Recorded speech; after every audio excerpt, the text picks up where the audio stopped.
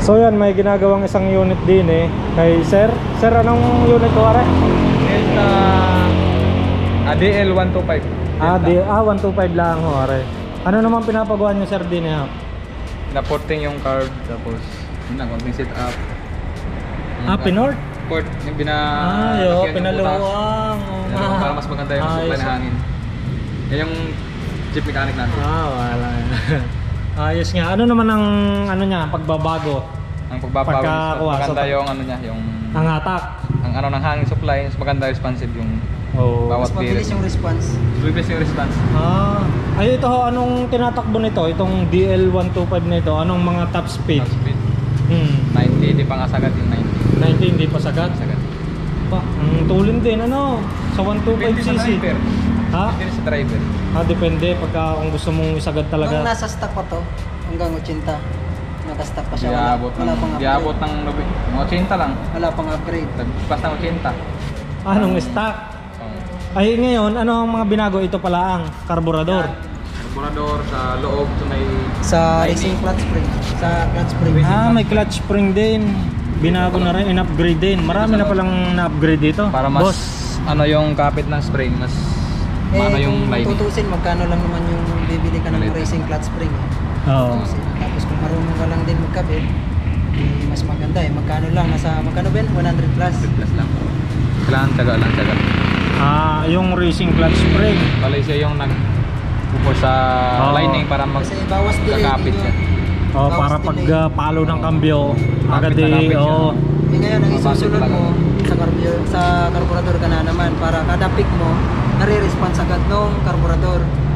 Yung bawat pick mo ng accelerator, wala siyang delay. So, bali, response ka agad kasi nga, nakaport siya, malaki yung nakaporting siya. Ito, pinalaki yung butas. Tapos meron din tayong CDI, syempre ay ignition coil. Racing. Palit din tayo ng ignition coil. Kasi may brand. Tapos, yan nung tatlong yan, ang na-upgrade pa. Yan pa lang. Clutch spring, ignition coil, tsaka carb. Yan lang. Ayan. So, napalo na ng kuwan. Konti lang, budget meal lang. Pautay-utay lang. Napalo ng mas 100. Dati yung stock niyang siguro mga papalo na ng 100 yan. Yung talagang din, isasagad mo talaga. Malakas din niya. Tapos ako sa may silang. Mahaba yung street. Yung katuwiran ngayon. Ilang kilometers yan. Tapos yung sunod na is yung valve naman. Utay-utay. Ay pag-upgrade ng bore. Utay lang. Huwag muna. Mag-upgrade ka. Ano ang mga sukat na nito? Pwede dito sa mga Rossi. Dahil nagtatanong yung ibang mga viewers. XRM 125 with 100. XRM 110, XRM 125 with 100 with 125 cash. Pasok din meron ka lang din kunting conversion dun sa spring na yun kasi medyo may kahabaan sila pero sakto lang yung laki. Sa laki nung spring parehas lang. Pero medyo sa haba doon ka magko-convert na lang. Puputulan mo. Babawasan. Ayun.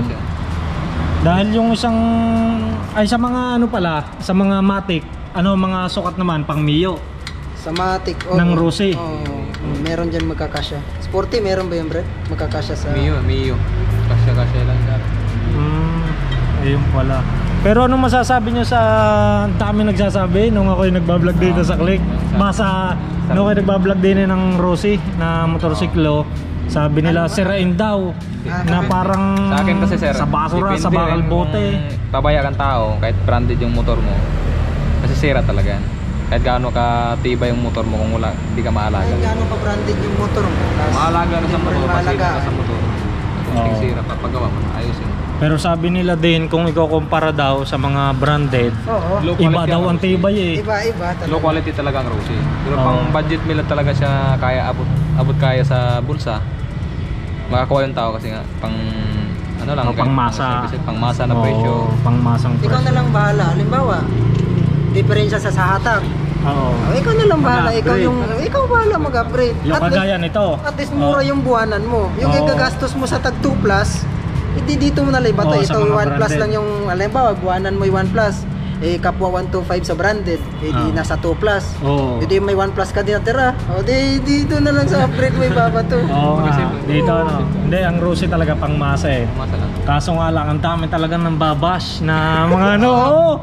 Ano, ang dami mong siguro Hindi yung talaga yung may iwasan halos kasi. sa comment sa akin, sa comment section nung nag-vlog ako dito. Talagang tinadtad ng mga ano eh.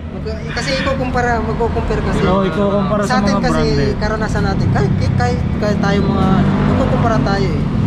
Oo. Kumpara na. Na-try mo na yung hulugan. Oo nga. Ito naman, pangmasa talaga. Kayang-kaya ng mga Pilipino. Kayang-kaya ng mga simpleng trabador. Ano.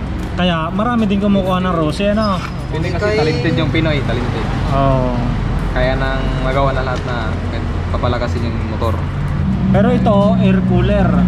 Yan siya. Air cooler lang. Yung kagandahan din ngayon kasi meron silang Air cleaner. Kala ko meron. filter siya dyan. Kala ko meron siyang ano. Wala. Ano boss, ang kagandahan? Kasi meron na silang, anong tawag nito, Brad? Kasi dati FI. Umiikot dati dyan yung wala ano tong eh. ganti eh. Ay, parang Euro exhaust 3. nila. Ito yung Euro 3 ito. Yan yung ano yan. Euro 3, yan yung Ito yon. Ano naman ang ano nito sa motor? Ano naman ang gamit Iwas nito? makakalong range ka sa biyahe. Kasi Iwas init. yung init niya dito, tinatapon na mismo sa air cleaner. May palabas ng sa init. Ang galing nga. yung hose na to. Ito kapit pala yung na bago dito. nang na-discover na Rossi.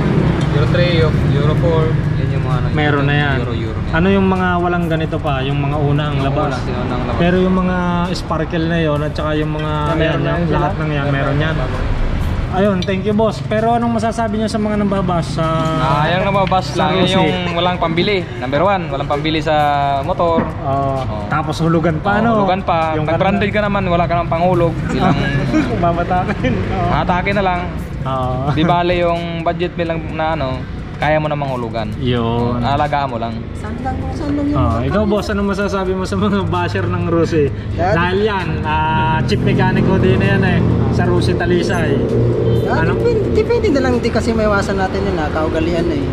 Di syempre, kung ano yung ginugusto din nila, di suporta na, balang bababash, okay lang. Di, tuloy lang sa ano, yung halimbawa kahit Rossi yung motor mo, kahit gaano kamura yung motor mo, depende sa pag-aalaga. Pero sa experience mo, mas matibay talaga ang branded. Sa tingin mo? kung tutusin sa bali stock to stock paglabas ng company. Matibay talaga. Ano, ilalaban na natin yan sa mga branded. Pre. Ilalaban natin sa ano, mga SRM o Wave. Lalo lumakas ang hatak niya, ano?